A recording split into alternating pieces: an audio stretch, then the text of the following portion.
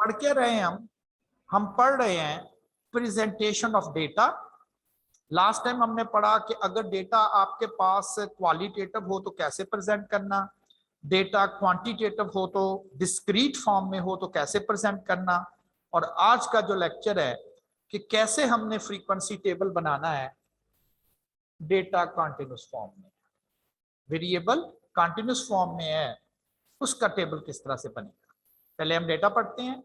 The following data represents the height of 30 wheat plants taken from the experimental area. Construct a frequency distribution, यानी कि table, and appropriate graph to explain the data. कहता ये एक data set है, आप इसका frequency table बनाएंगे। Data set mention है लेकिन इस तरह से लिखा हुआ है कोई बहुत वाज़ेह क्लियर पिक्चर नजर नहीं आ रही। कैसे? फर्ज करें मैं आपसे क्वेश्चन कर रहा हूं, इस डेटा में कितने प्लांट्स ऐसे हैं जिनकी हाइट 99 cm या उससे ज्यादा है, 99 cm या उससे भी ज्यादा है, कितने प्लांट ऐसे हैं? आप कहें जी हम गिन के बता देते हैं, काउंट करके गिन के हमको बता देते हैं। अब गिनने बैठ जाएंगे तो काफी टाइम लग जाएगा आपको। फिर किसी ने पूछा कि 90 से 95 cm में कितने प्लांट्स हैं, आप कहते जी गिन लेते हैं। यानी कि हर छोटी इंफॉर्मेशन के लिए आपको बार बार डेटा काउंट करना पड़ेगा, यही है ना। मैं इसी डेटा को जो कि इस वक्त लिखा हुआ है, मैं इसी डेटा सेट को जरा एक प्रॉपर फॉर्मेट में आपको दिखा रहा हूं। मैंने बनाया कैसे है यही मैंने डिस्कस करना है। लाइक दिस वन, यहां मैंने क्लासेस या ग्रुप्स बना के लिख दिए, क्लासेस या ग्रुप्स बना के मैंने मेंशन कर दिया और ये कहा कि 86 cm से 90 cm हाइट में टोटल 6 प्लांट्स हैं। फ्रीक्वेंसी कैसे? नंबर ऑफ, नहीं यही मैंने बताना ना मैंने बनाया कैसे है। पहले तो दिखा रहा हूं कि वाकई अगर हमें ये लगे कि बड़ी अच्छी तरीके से हमने डेटा लिख लिया है, सब कुछ क्लियर है, जैसे सबसे ज्यादा प्लांट इस ग्रुप में आ रहे हैं जिनकी हाइट 96 cm से 10 cm में है, और सिर्फ एक प्लांट ऐसा है जो 111 cm से 115 cm में है। 6 प्लांट ऐसे हैं जिनकी हाइट 86 cm से 90 cm में, एंड सो ऑन। अच्छा टेबल है, इंफॉर्मेटिव है, इंटरेक्टिव है। बनाया कैसे है यही क्वेश्चन आपको। अभी आप सोच रहे होंगे कि सर ने 6, इसे मैं क्लासेस बोल देता हूं, ग्रुप कह दें, मैंने ये 6 ग्रुप्स बनाए। आपके ज़हन में क्वेश्चन आ रहा होगा कि कैसे पता चला कि किसी डेटे को अगर फ्रीक्वेंसी टेबल में लिखना हो तो कितने ग्रुप्स बनाने चाहिए, 6 ही क्यों बनाने हैं, 7 क्यों नहीं बनाए सर ने, 8 क्यों नहीं बनाए? तो ये आपने मुझसे क्वेश्चन किया, यानी कि आपकी जानिब से मैं अपने आप को खुद ही क्वेश्चन कर रहा हूं। आपके जो ज़हन में आ रहा है मैं उसको समझ रहा हूं कि जी ये पहला क्वेश्चन आपके ज़हन में आया, मैं इसका आंसर करूंगा। सेकेंड, जो क्वेश्चन आपके ज़हन में सेकंड आ रहा है कि पहली क्लास को मैंने 86 से स्टार्ट किया है और 90 पे मैंने इस क्लास को एंड कर दिया है, इसे हम क्लास की लेंथ बोलते हैं। लेंथ, विड्थ कह दें, इंटरवल कह दें, ये क्लास का इंटरवल है। देखा जाए तो इस क्लास का इंटरवल है 5 का, इसलिए 5 है। 86, 87, 88, 89 और 90 पे क्लास खत्म होती, गिने कितने हैं? ये 5 है, 86, 87, 88, 89 और 90। तो सेकंड क्वेश्चन जो आप मुझसे कर रहे हो, क्या हर क्लास का इंटरवल 5 का रखना है? अगर नहीं तो कैसे डिसाइड करना है? तो सेकंड क्वेश्चन का मुझे जो आपको आंसर देना है वो ये है कि क्लास इंटरवल कितना रखना चाहिए, या कैसे डिसाइड करते हैं कि किसी क्लास का इंटरवल कितना होना चाहिए। थर्ड क्वेश्चन, जो मैंने क्लास को बनाना स्टार्ट किया तो आपको ये बड़ा ऑकवर्ड सा नंबर नजर आ रहा है इन बिटवीन सा कि जी 86 या 50 कर लेते या 10 कर लेते, या शायद आपके ज़हन में ये भी क्वेश्चन आ रहा हो कि जी इसे 1 से स्टार्ट करते, आपने दरमियान से 86 से स्टार्ट किया हुआ है। तो इसकी क्या रीज़न है कि स्टार्ट हमने कहाँ से लेना होता है? क्या 86 कोई फिक्स नंबर है या 50 या 60? तो 3 क्वेश्चन आपकी जानिब से मुझे मिले हैं। मैं कह सकता हूं कितनी क्लासेस बनानी है, हर क्लास का इंटरवल कितना रखना है, और पहली क्लास का स्टार्ट कहां से लेना है। मुझे ये 3 आंसर करने हैं। फ्रीक्वेंसी डिस्ट्रीब्यूशन कैसे बनानी है ये आपको पता है। कहता है tabular arrangement of data in which various items are arranged into classes and number of items in each class is stated। Table को कह रहा क्या होता है कि जी हम एक क्लासेस बना देते हैं और हर क्लास के आगे लिख देते हैं कि इस डेटा में कितनी कितनी वैल्यूज आ रही है। फ्रीक्वेंसी का हमें पता है कि हर क्लास के अगेंस्ट जितनी ऑब्जर्वेशन होती है हमें उस क्लास की फ्रीक्वेंसी कहते हैं। जैसे अगर आपकी क्लास की मैं बात करूं, इस वक्त 72 स्टूडेंट इस क्लास को अटेंड कर रहे हैं, तो इस क्लास में स्टूडेंट फ्रीक्वेंसी 2 है, टीचर फ्रीक्वेंसी 1 है, मैं ओनली टीचर 1 हूं। तो से मुराद होती है हाउ मेनी ऑब्जर्वेशंस। डेटा जो कि हम फ्रीक्वेंसी टेबल में परफॉर्म करते हैं, क्योंकि उसमें ग्रुप्स बने हुए होते हैं, तो इसलिए हम उसे ग्रुप डेटा का नाम भी दे सकते हैं। अब क्वेश्चन ये है कि बनाना कैसे। ये जो स्टेटमेंट्स है ना, ये वाली, ये आप बाद में पढ़ेंगे तो फौरन समझ आ जाएगी ये क्या लिखा हुआ है। पहले हम इसको जरा ऑपरेट कर लेते हैं। कंस्ट्रक्शन कैसे करनी है, टेबल कैसे बनाना है, यानी कि 3 क्वेश्चन का आंसर देना मुझे। कितनी क्लासेस बनानी है, कितने इंटरवल की बनानी है, कहां से स्टार्ट लेना है। पहला क्वेश्चन, क्लासेस कैसे डिसाइड कैसे करते हैं। Decide the number of classes. Classes ना तो बहुत ज्यादा होनी चाहिए, 10 12 20 बना दें, ना बहुत कम 2 3 बना दें। अगेन कंफ्यूजन कि जी ज्यादा किसको कहना है और कम किसको कहना है। तो एक साइंटिस्ट ने एक फार्मूला डिवाइस किया, उसने कहा कि आप इससे हेल्प ले, ये इसकी मदद से आप क्लासेस बना। क्या फार्मूला है? K number of classes 1, it is a part of a formula, मतलब हर जगह 1 नहीं लिखा जाएगा फार्मूले में। And then it is 3.3, it is a part of a formula 3.3। मैं आपको फार्मूले की कंस्ट्रक्शन लॉजिक नहीं समझा रहा कि जी यहाँ 3.3 को लिखा हुआ है, 4.7 नहीं लिख सकते, तो नहीं, ये फार्मूला का एक रेसिपी है। जब आप मार्केट से रेसिपी लेकर आते हो तो जो कुछ लिखा होता है उसी तरतीब से लिखोगे या करोगे तो मेरा ख्याल अच्छा खाना बन जाता है। वाहिद इंफॉर्मेशन जो इस डेटे से लेनी है वो लॉग है कि आप एन क्या होता है? Number of values. इससे मुराद ये हो गई कि अगर आप कैलकुलेटर पे ये एक्सप्रेशन इसी तरह से ही टाइप कर दे, इसी तरह से एग्जैक्टली, तो आप इसका आंसर जो है वो ले सकते हैं। देखें इसको टाइप करके। और मैंने कहा था कि कोशिश करें कि मेरे साथ आपके पास calculators as it is available हों, ताकि अगर मैं कोई आपसे कोई काम मैं करूं या आपको करने के लिए कहूं तो फौरन ही वो सारे का सारा काम जो है वो आपके पास अवेलेबल होना चाहिए। ठीक है ना? तो देन हम कैलकुलेटर को ऑन कर लेते हैं और फिर देखते हैं कि इस कैलकुलेटर पे किस तरह से हम ये इंफॉर्मेशन जो है वो पुट कर सकते हैं। तो फार्मूला रखना था हमने 1 + 3.3 लॉग ब्रैकेट और 30 क्या चीज है? Number of values in the data 5.87।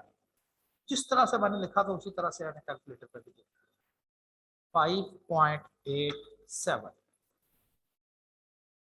अब ये चीज है। अच्छा, एक तो ये वे है और दूसरा था कि जस्ट वैल्यूज का स्क्वायर रूट ले लिया जाए, यानी कि एक सेकंड ऑप्शन या सेकंड एक इंफॉर्मेशन ये थी या जस्ट वैल्यूज का बस स्क्वायर रूट ले ले। जैसे 30 है, वैल्यूज टोटल 30 है, तो आप 30 का स्क्वायर रूट ले लें। आंसर नहीं सेम आएंगे। आप कहेंगे ये आंसर और ये आंसर सेम आएंगे, तो बहुत ज्यादा डिफरेंस नहीं होगा, लेकिन आंसर सेम नहीं आएंगे।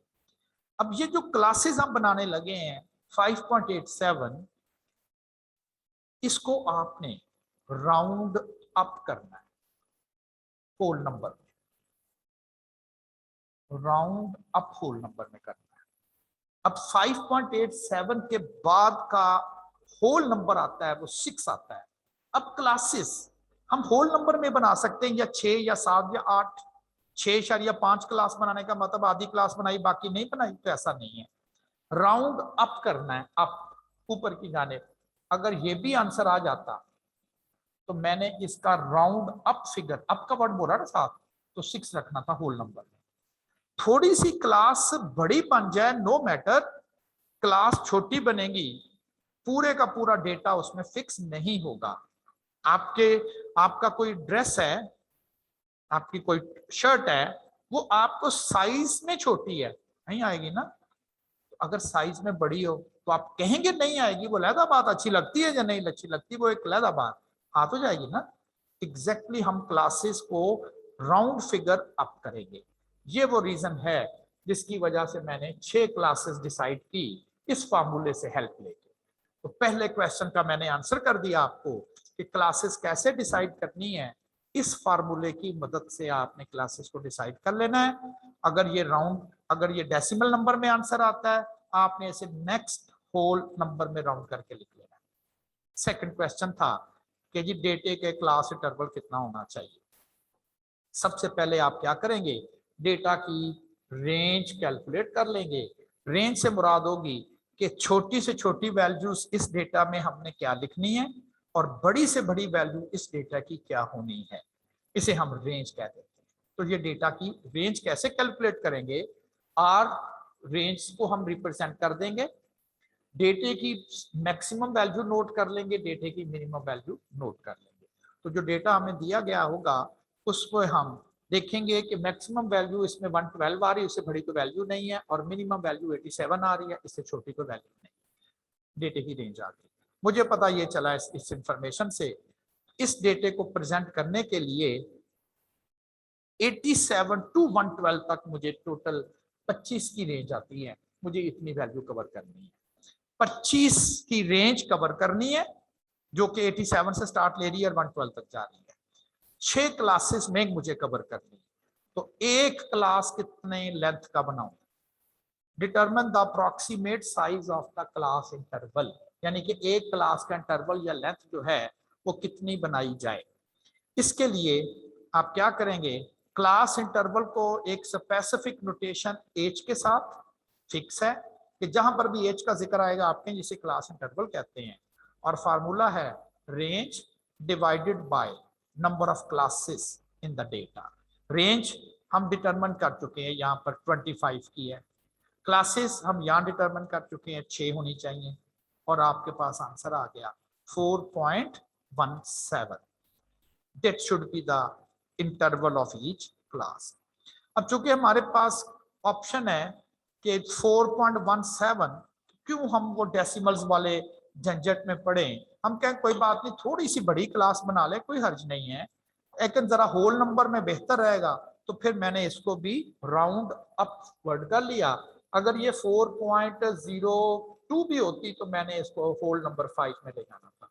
इसलिए कि थोड़ी सी क्लास अगर आप छोटी बना देंगे और हर क्लास के साथ ऐसा करेंगे, लास्ट पे जाके आपके पास कुछ वैल्यू इसलिए नहीं किसी क्लास में जाएंगी कि आपने क्लासेस जो है वो थोड़ी अंडर साइज बना दी, थोड़ी छोटी क्लासेस बना दी हैं, कुछ डेटा ऐसा है वो किसी क्लास में नहीं आ रहा।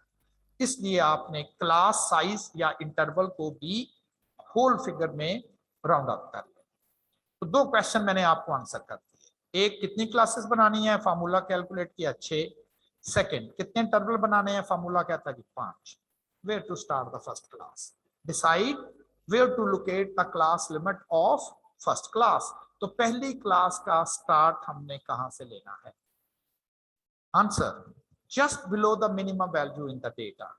जो आपने डेटा रिकॉर्ड किया है उसकी मिनिमम वैल्यू हमने नोट की हुई है, वो 87 है, इसके जस्ट बिलो से हमने इसको स्टार्ट करना है। आप जस्ट ऐसा समझें, आपने वैल्यूज को ना सैंडविच बना के लिखना है। पहली वैल्यू थी 87, आप कहें जी हम बैक से 86 से क्लास को बनाना स्टार्ट कर देंगे। तो 3 जो क्वेश्चन थे, कितनी क्लासेस, 6, उसका आंसर दे दिया।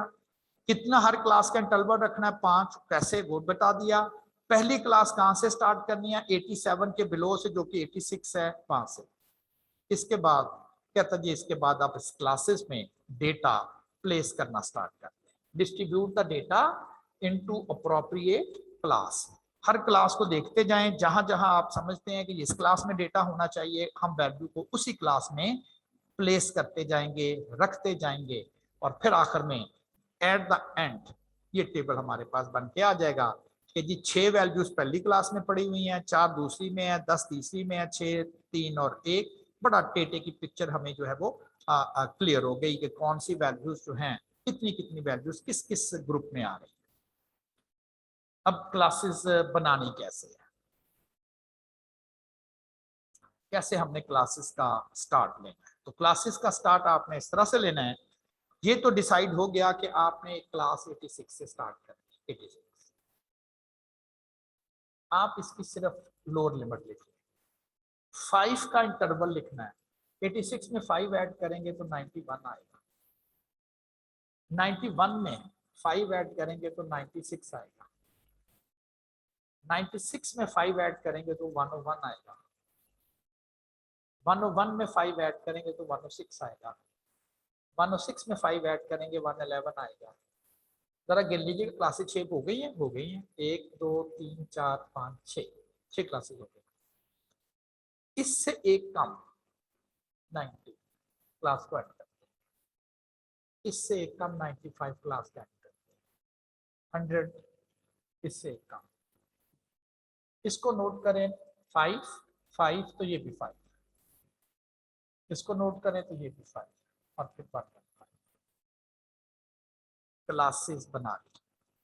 क्या किया, just minimum value in the data से क्लास को स्टार्ट किया। 5 का इंटरवल हमने डिटरमिन किया था, 5 ऐड करके 5 ऐड करके 5 ऐड करके 5 ऐड करके और 5 ऐड करके, और फिर इससे एक कम, इससे एक कम, इससे एक कम। वैसे भी देखें तो ये 5 5 का चल रहा है, तो हम कहते हैं कि ठीक है। अब आपने क्लास का इंटरवल कंप्लीट कर दिया, लोअर लिमिट भी लिख दी और अपर लिमिट भी लिख दी। देखें यही क्लासेस थी, 86 to 90, 91 to 95, 96 to 100, 101 to 105, 106 to 110 and 111 to 115 हमने भी यही बनाई थी। डेटा कैसे प्लेस करना है, डिस्ट्रीब्यूट कैसे करना है, 87 आ रहा पहली क्लास में, याद है। एक कॉलम बना लेते हैं, चले यही बना लेते हैं इसे, इसको टैली कॉलम कहते हैं। टैली, आप एक वर्टिकल लाइन लगा दें जिससे मुराद लेगी कि एक वैल्यू जो है वो पहली क्लास में आ रही है, दूसरी है 88 वो भी यहीं आएगी, तीसरी 87 वो भी यहीं आएगी, नेक्स्ट 98 है तो इस क्लास में आ जाएगी,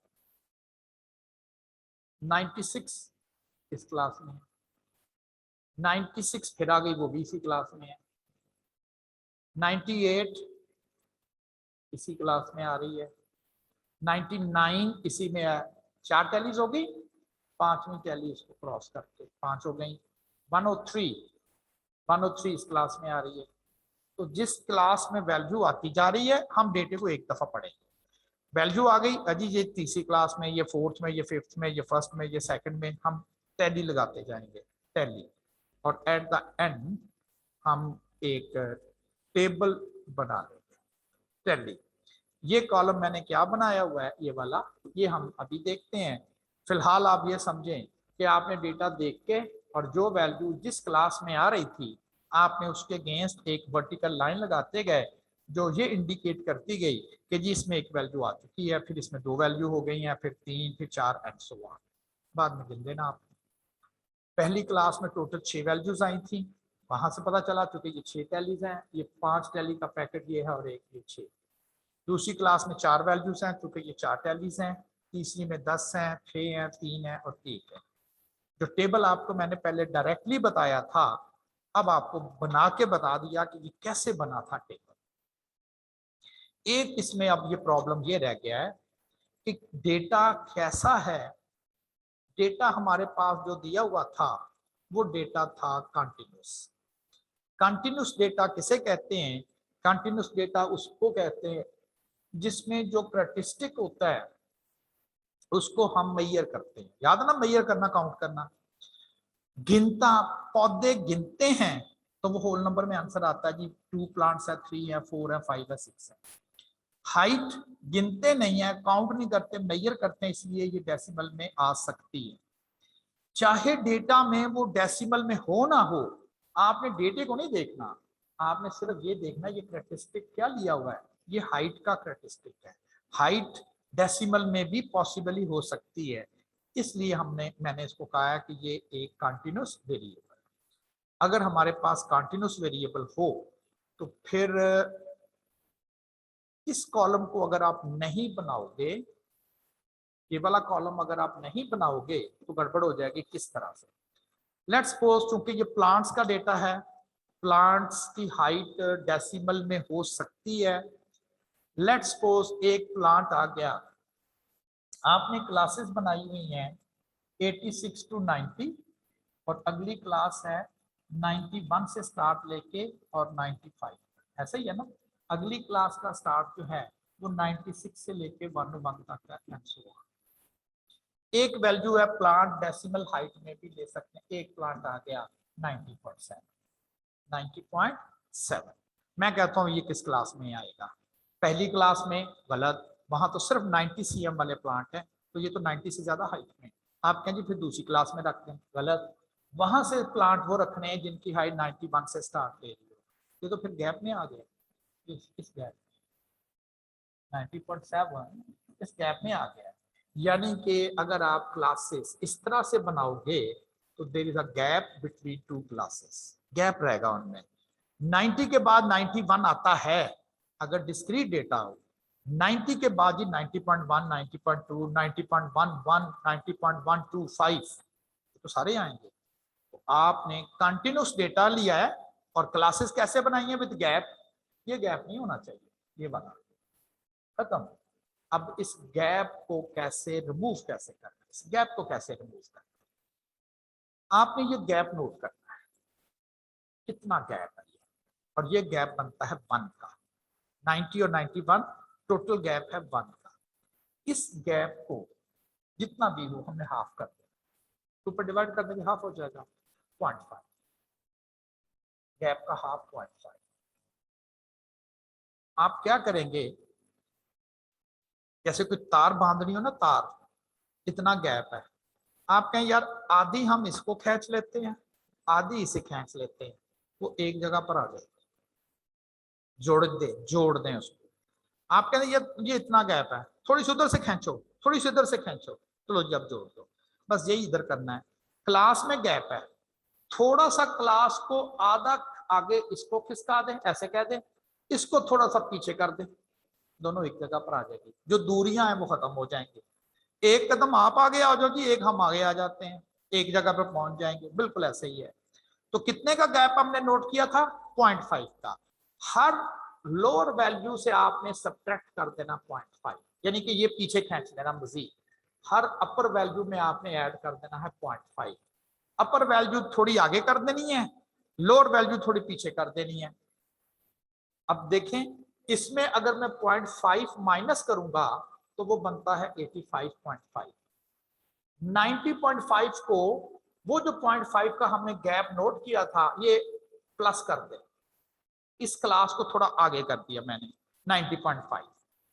अब इस चूंकि ये लोअर है, इसको 0.5 सब्ट्रैक्ट कर दिया तो 90.5, और वो 0.5 इसे प्लस कर दिया तो ये थोड़ी आगे चलेगी क्लास 90.5। वो क्या रहा है, पहले क्लासेस समझ लें इस तरह से बनी हुई थी, मैंने आधी क्लास इधर कर दी, आधी इसको पीछे ले आया, दोनों कंटिन्यूटी में आ गए। अब देखो इसमें कोई गैप नहीं। गैप नोट करना है कैसे कि जी डेटा कंटिन्यूस है, गैप तो नहीं होना चाहिए क्लासेस में, नहीं होना चाहिए। क्लासेस को कंटिन्यूस कैसे बनाना है? आप कहेंगे कितना डिफरेंस है गैप, कितने का गैप है जी? एक वैल्यू का गैप है, आधा कर लो, आधा इसको आगे कर दो, आधा इसे पीछे कर दो, दोनों एक जगह पर आ गए। अब देखें डेटे में कंटिन्यूटी आ गई and there is no gap. अब आप कह सकते हो कि जो मर्जी प्लांट ले लो वो गैप में नहीं गिरेगा, किसी ना किसी क्लास में आ जाएगा।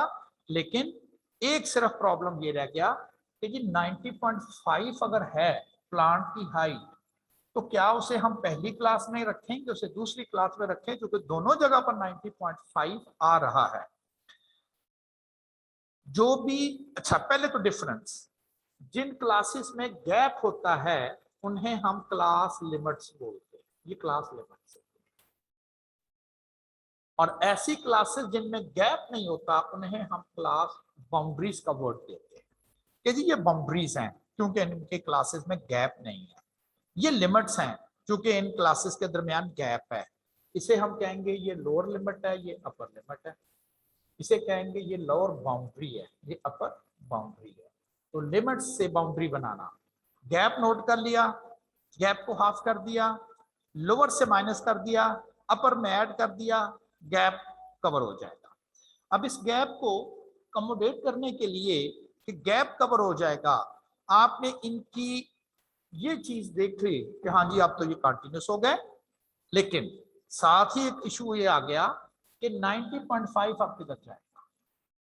जो अपर बाउंड्रीज होती हैं, अपर बाउंड्री वो उस क्लास का हिस्सा नहीं होती, उसको उस क्लास में शामिल नहीं समझा जाता। तो ये जो बाउंड्री है ये इस क्लास में नहीं होगी, यानी कि पढ़ा इसको ऐसे जाएगा कि प्लांट जिनकी हाइट 90.5 से कम होगी वो इस क्लास में आएंगे। 90.5 से कम इस क्लास में कौन आएंगे? जिनकी हाइट 90.5 या उससे ज्यादा हो, तो 90.5 वाला प्लांट फिर इस क्लास में आएगा।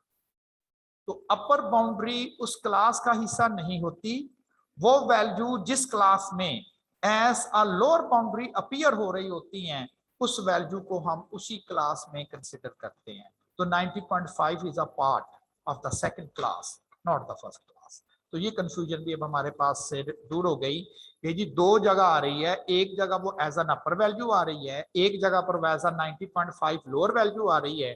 तो 90.5 को हम किस क्लास में समझेंगे? जहां पर वो एज अ लोअर वैल्यू आ रही है। जैसे यहां पर भी 100.5 है, यहां पर भी 100.5 है, इधर 100.5 से कम समझना है, इधर 100.5 को कंसिडर करना है। तो ये कंफ्यूजन भी दूर हो गई। कब? जब डेटा कंटिन्यूस हो तो आपने गैप खत्म करना है, यानी कि उसकी आपने क्लास बाउंड्रीज जो हैं वो बनानी है। तो होप सो कि आपको ये चीज जो है वो क्लियर हो गई होगी कि ये किस तरह से आपने इसकी बाउंड्रीज बनानी है। अगर तो किसी ने कोई क्वेश्चन करना है तो पूछे मुझसे। जी करना है कोई क्वेश्चन? ठीक है। अच्छा, अब कुछ कैलकुलेशन ऐसी हैं जो हम यहाँ से करेंगे।